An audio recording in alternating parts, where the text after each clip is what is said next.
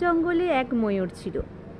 ময়ূর তার নিজের রূপের জন্য খুব গর্ব করত, আর অন্যান্য পাখিদেরকে সে দেখে খুব ব্যঙ্গ করত।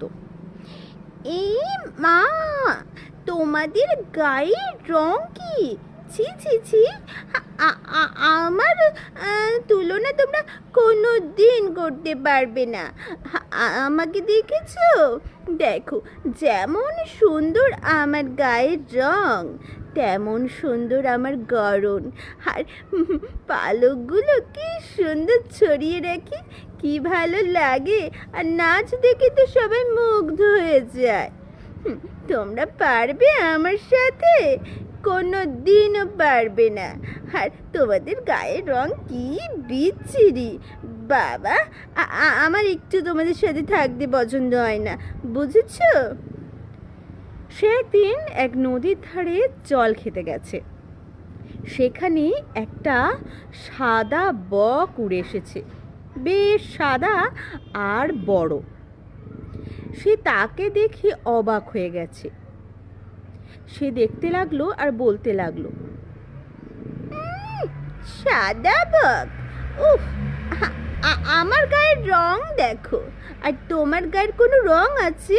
তোমাকে দেখতে মোটেও ভালো না, একেবারে সাদা ফ্যাক ফ্যাক করছো। আমাকে দেখো কত সুন্দর আমি। বক তখন বলতে লাগলো, হ্যাঁ, তুমি অবশ্যই সুন্দর।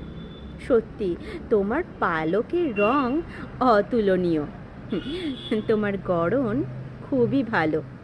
তবে তবে কি?